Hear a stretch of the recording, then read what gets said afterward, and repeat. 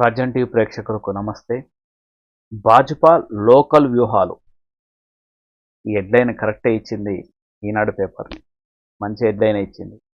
భాజపా ఏం చేసింది? Local local వ్యూహాలు అనేది హెడ్లైన్. అక్షర సత్యం ఇది. అసాధ్యం అనుకున్న చోట విజయాలు సాధించింది. బీజేపీ కూడా లోకల్లో ఉన్నటువంటి పరిస్థితులను అర్థం చేసుకొని మేనిఫెస్టో రూపొందించింది. ఉత్తరాది పార్టీ అన్న అపవాదు లేకుండా ఉండేందుకు, అంతేకాకుండా సంక్షేమం కావచ్చు, పేద ప్రజల కోసం కూడా కొన్ని పథకాలు తీసుకొస్తుంది బీజేపీ అనే విధంగా మహారాష్ట్ర ఎన్నికల్లో మనగలిగింది బీజేపీ. జాతీయ అంశాలే ఎజెండా మాత్రమే కాదు, భారతీయ జనతా పార్టీ తన వ్యూహాలను మార్చుకుంటుందని ఇండికేషన్ ఇచ్చింది మహారాష్ట్ర ఎన్నికల్లో. ఉచిత హామీలకు జై కొట్టింది బీజేపీ. చిన్న పార్టీలను హక్కున చేర్చుకుంటూ అసాధ్యం అనుకున్న రాష్ట్రాల్లోనూ అసాధ్యాన్ని విజయాన్ని. ఎందుకంటే మహారాష్ట్రలో అటు ఏక్నాథ్ షిండే ఆధ్వర్యంలోని శివసేనను, అజిత్ పవార్ ఆధ్వర్యంలోని నేషనలిస్ట్ కాంగ్రెస్ పార్టీని రెండింటితో పొత్తు పెట్టుకొని సునాయాసంగా గెలిచింది బీజేపీ. అసలు ఊహించని విధంగా మహారాష్ట్ర ఎన్నికల్లో విజయం సాధించింది. మొన్నటి హర్యానా విజయం కావచ్చు, నేడు మహారాష్ట్ర విజయానికి ఈ కోవలోకి వస్తాయి. ఎందుకంటే లోకల్ విషయాలని, లోకల్ పార్టీలను, చిన్న చితక పార్టీలను, చిన్న చిన్న అంశాల మీద కూడా చాలా సూక్ష్మ నాలెడ్జ్ తోటి సూక్ష్మంగా ఆలోచన చేస్తుంది భారతీయ జనతా పార్టీ అనేది అర్థం వచ్చే విధంగా, ఆ విధంగా అంత ఆలోచన చేస్తుంది అనటానికి మహారాష్ట్ర ఎన్నికల్లో వచ్చిన ఫలితాల నిదర్శనం చెప్పుకోవచ్చు. బీజేపీకి అయోధ్య ఇష్యూ కావచ్చు, ఉమ్మడి పౌర స్మృతి కావచ్చు, ఆర్టికల్ 370 రద్దు కావచ్చు, ఇవన్నీ జాతీయ స్థాయి అంశాలు.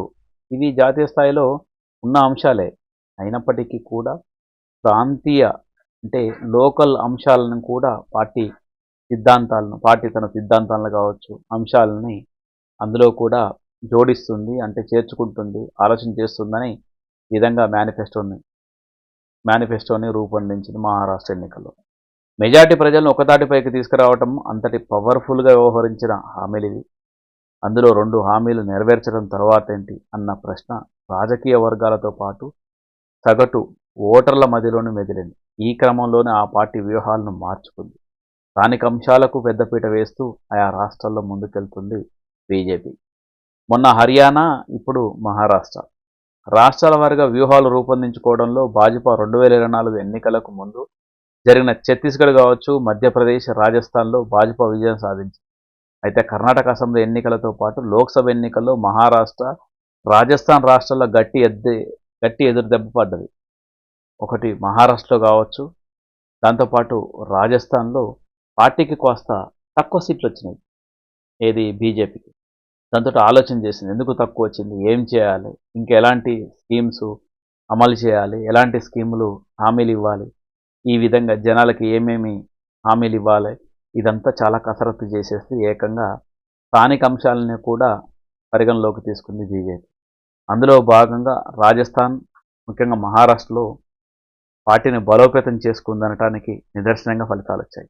లోక్సభ ఎన్నికల్లో గెలుస్తూ వచ్చిన ఆ పార్టీకి ఇదో గట్టి సవాలుగా నిలిచింది. దీంతో తన వైఖరిని మార్చుకుంది. హర్యానా అసెంబ్లీ ఎన్నికల్లోనూ ముఖ్యమంత్రిని మార్చడం, ఖట్టర్ను ఎన్నికల ప్రచారానికి దూరంగా ఉంచడం ద్వారా పార్టీ వ్యూహాత్మకంగా వ్యవహరించింది. మనోహర్లాల్ ఖట్టర్ను తప్పించి ఓబీసీ నేత నాయబ్ సింగ్ సైనిని హర్యానా సీఎంగా ప్రకటించింది బీజేపీ. ఆ సామాజిక వర్గాల ఓట్లపై దృష్టి సారించింది. సైనిని ముఖ్యమంత్రి అభ్యర్థిగా ప్రకటించిన బీజేపీ జాటేతర ఓట్లను సాధించడంలో విజయం సాధించింది. ఎందుకంటే హర్యానాలో కావచ్చు, యూపీలో కావచ్చు, దాంతోపాటు ఇటు మధ్యప్రదేశ్లో కావచ్చు, రాజస్థాన్లో కావచ్చు, జాట్ల ఓట్లు చాలా కీలకంగా ఢిల్లీలో కూడా. ఈ జాట్ల ఓట్లని అంటే జాట్లు కాస్త ఆ మధ్య జరిగినట్టు రాజస్థాన్లో కావచ్చు, యూపీలో, ముఖ్యంగా మధ్యప్రదేశ్, ఇలాంటి చోట్ల కాస్త ఓటు బ్యాంకు తగ్గటానికి, బీజేపీ ఓటు బ్యాంకు తగ్గడానికి ఏంటంటే జాట్లు బీజేపీకి కాస్త వ్యతిరేకం అయ్యారు ఎప్పుడు లోక్సభ ఎన్నికల్లో. ఆ తర్వాత పసిగట్టినట్టు బీజేపీ ఏకంగా ఒక బీసీ వర్గానికి సంబంధించిన నాయకుని ముఖ్యమంత్రిగా చేసింది.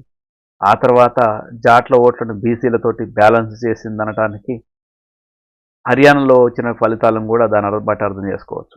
నాయబ్ సింగ్ సైనిని మళ్ళీ ముఖ్యమంత్రిని చేసింది. ఇక అదేవిధంగా ఇటు మహారాష్ట్ర ప్రాంతానికి వస్తే ఉల్లి రైతుల నుంచి వచ్చిన వ్యతిరేకతను అర్థం చేసుకుంది. ఎన్నికల కొన్ని నెలల ముందు ఉల్లి ఎగుమతులపై ఆంక్షలు తొలగించింది. మీరు ఎక్కడైనా అమ్ముకోవచ్చు. ఇతర రైతుల్లో ఉన్న వ్యతిరేకతను చల్లార్చుకునేందుకు పంటలకు కనీస మద్దతు ధర, రైతు రుణమాఫీ వంటివి కూడా ప్రకటించింది బీజేపీ. అట్లా అట్లా అటు ఉల్లి రైతులకు, దాంతోపాటు అటు అన్ని విధాలుగా క్యాల్కులేషన్ చేస్తూ వచ్చింది బీజేపీ. ఉచితాలకు 2024 ఎన్నికలకు ముందు ఉచితాలపై పెద్ద ఎత్తున చర్చ జరిగింది. వీటిని భాజపా తీవ్రంగా వ్యతిరేకించింది. దీనివల్ల రాష్ట్రాల ఆర్థిక పరిస్థితులు తీవ్రంగా దెబ్బతిన్నాయంటూ చెప్తూ వచ్చింది. కానీ పెరిగిన నిత్యావసర ధరలు కావచ్చు, నిరుద్యోగం కారణంగా మధ్యతరగతి ఇబ్బందులు ఎదుర్కొంటున్నారు. కర్ణాటక సహా పలు రాష్ట్రాల్లో కాంగ్రెస్ పార్టీ గ్యారంటీల పేరుతో సంక్షేమాన్ని తెరపైకి తీసుకొచ్చింది. దీంతో మొన్నటి హర్యానా ఎన్నికల్లో లాడ్లీ లక్ష్మి యోజన కింద ప్రతి మహిళకు నెలకు 2,100 రూపాయలు ఇస్తామని, హర్ ఘర్ గృహిణి యోజన కింద 500కే గ్యాస్ సిలిండర్లను అందిస్తామంటూ బీజేపీ ఉచిత హామీలు ఇచ్చింది. అట్లా బీజేపీ కూడా ఉచిత హామీలు ఇచ్చుకొచ్చింది. హర్ ఘర్ గృహిణి యోజన కింద 500కే గ్యాస్ సిలిండర్ అందిస్తామంటూ బీజేపీ కూడా హామీ ఇచ్చింది. అంతేకాకుండా లాడ్లీ లక్ష్మి యోజన పథకం కింద హర్యానా ఎన్నికల్లో 2,100 ఇస్తామని చెప్పింది. అట్లా మహారాష్ట్ర ఎన్నికలకు ముందు లడ్కీ బెహన్ యోజన పేరుతో కూటమి సర్కార్ చేపట్టిన నగదు బదిలీ పథకం మధ్యతరగతి జనాల్లో సానుకూలత తెచ్చిపెట్టిందని చెప్పుకోవచ్చు. మళ్ళీ మోడీ షానే. ఏ రాష్ట్రాల్లో ఎన్నికలు జరిగినా ప్రధాని మోడీ, అమిత్ షా ద్వయం అక్కడ కనిపిస్తుంది. చివరి వరకు పోరాడాలి, అంది వచ్చిన ఏ అవకాశాన్ని వదులుకోకూడదన్న వీరి పట్టుదల ఆ పార్టీకి రాష్ట్రాల్లోనే విజయావకాశాలు తెచ్చిపెట్టారు. ప్రచార సభల్లో వాగ్దాటి, తమదైన వ్యూహాలతో ప్రతిపక్షాలను చిత్తు చేయడంలో వీరు దిట్ట. పైగా కేంద్రంలోని అధికారులు ఉండటంతో మరో సానుకూలంతం. ముఖ్యంగా మహారాష్ట్రలో 3 పార్టీల కూటమితో పొరపచ్చాలు రాకుండా, పెద్దనలాగా కాకుండా కాస్త తగ్గి వ్యవహరించడం మారిన భాజపా వ్యూహాలకు నిదర్శనం. అంటే మాది పెద్ద పార్టీ, జాతీయ పార్టీ, దాంతోపాటు కేంద్రంలో అధికారం ఉన్న పార్టీ అనే విధంగా ప్రవర్తించకుండా షిండే శివసేనతో కావచ్చు, అజిత్ పవార్ నేషనల్ కాంగ్రెస్ పార్టీతో కావచ్చు, నేషనలిస్ట్ కాంగ్రెస్ పార్టీతో చాలా చక్కటి కోఆర్డినేషన్ చేపట్టింది. కాబట్టి బీజేపీ సునాయాసంగా గెలిచింది. దాంతో లోకల్ నుంచి నేషనల్ వరకు కూడా చాలా చక్కటి ప్లాన్ తోటి ఎన్నికల పోల్ మేనేజ్మెంట్ అనేది బాగా చేసిందనటానికి ఒక ఎగ్జాంపుల్గా చెప్పుకోవచ్చు. మన జరిగినట్టుగా మహారాష్ట్ర ఎన్నికలు కావచ్చు, అంతకంటే ముందు జరిగిన హర్యానా ఎన్నికల్లో కావచ్చు, చాలా చక్కగా అక్కడ ఉన్నట్టు పరిస్థితిని కూడా బేరీజు వేసుకుంటూ ఎప్పటికప్పుడు సర్వేలు తెచ్చుకుంటూ ఆ విధంగా వ్యూహాలు రచించుకుంటూ ముందుకెళ్తుంది భారతీయ జనతా పార్టీ. ఇది మహారాష్ట్ర ఎన్నికలకు సంబంధించిన అనాలిసిస్. మరొక వీడియోతో కలుద్దాం. Thank you and all.